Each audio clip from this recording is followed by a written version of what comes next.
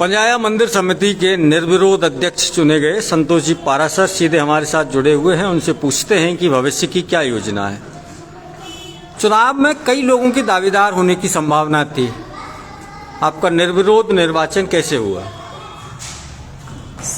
सभी ट्रस्ट के जो सदस्य थे उनकी यही मंशा थी कि अब जो भी अध्यक्ष पद पर चुना जाए वो मंदिर के हित में सही निर्णय ले और मंदिर का जो डेवलपमेंट है वो ढंग से कर सके। तो उसमें थोड़ा सा नौजवानों को वरीयता दी गई। तो सभी वयोवृद्ध जो लोग थे उन्होंने मेरे ऊपर विश्वास जताया और ये जो सेहरा है मेरे सिर पर रख दिया गया। कई लोगों का ऐसा मानना है कि मंदिर के पास बेशकीमती जमीन है और इस जमीन पर चंद दलालों की नज़र है, वो खुर्द-बुर्द करना चाहते हैं। इस जमीन को बचाना आपके सामने कोई चुनौती रहेगी? नहीं था, कुछ लोगों में रूमर थी कि ये पहले कुछ इस प्रकार की क्रियान्विति की गई थी कुछ चुनिंदा लोगों के द्वारा, लेकिन जब ट्रस्ट हमारा सशक्त है, मजबूत है, तो हमने वो प्रक्रिया उनकी रद्द करवा दी और इसीलिए नया अध्यक्ष पद का चुनाव करवाया गया ट्रस्ट के द्वारा। और अब ऐसा कुछ भी नहीं है। जो मंदिर की जमीन है, जो भी संपत्ति है, उसको खुर्द-बुर्द करने का कोई सवाल पैदा नहीं होता। इसका मतलब संभावना तो थी। हाँ, संभावना थी। लोगों के द्वारा कानों में आई भी गई थी हमारे बात ये कि साहब इस प्रकार की कोई बातें बन रही हैं, लेकिन हमने कहा आप चिंता ना करें, सभी हम एक साथ हैं और ऐसा किसी प्रकार का किसी का कोई वो हो प्लान तो उसको हम निष्फल करेंगे। और भगवान की कृपा से वो प्लान निष्फल हुआ और सभी के सहयोग से। भविष्य की क्या योजनाएं हैं कि हम भविष्य में ये जो सबसे बड़ी योजना है, हमको इस मंदिर का भव्य निर्माण करना है, जीर्णोद्धार दोबारा। बिल्कुल, ये मंदिर बहुत पुराना है, प्राचीन जर्जर हालत में आ चुका है।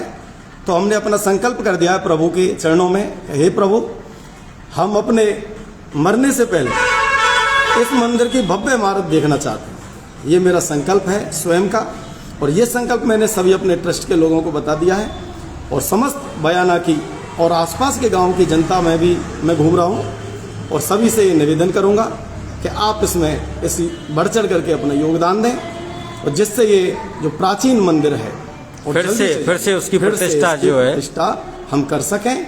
तो ये मैं इसी आशा के साथ लोगों से मिलूंगा वही जा करके। एक बार बीच में ऐसी चर्चा चली थी कि कस्बे में रोडवेज बस स्टैंड के लिए जमीन की जरूरत थी और मंदिर के पास जो सड़क के किनारे जमीन है उसे बस स्टैंड को देने की चर्चाएं थी।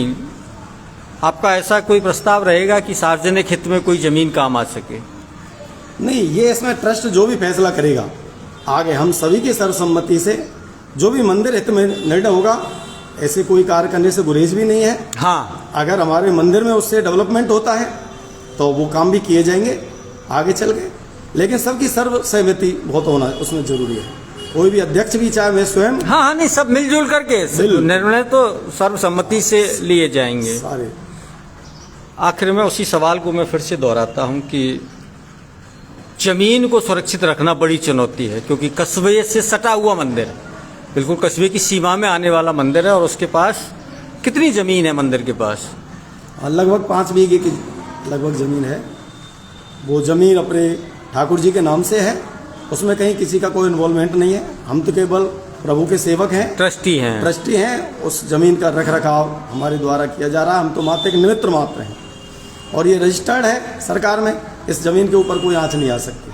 हाँ, नहीं, लेकिन मनसा लोगों की थोड़ी ऐसी थी कि उसका क्या हो सकता है? हाँ, तो कोई आदमी कैसे भी रख सकता है, लेकिन कानून भी तो अपनी जगह है। आपको मंदिर समिति का अध्यक्ष चुनने पर एक बार फिर से बधाई और इस छोटे से संवाद के लिए समय निकाला, बहुत बहुत धन्यवाद।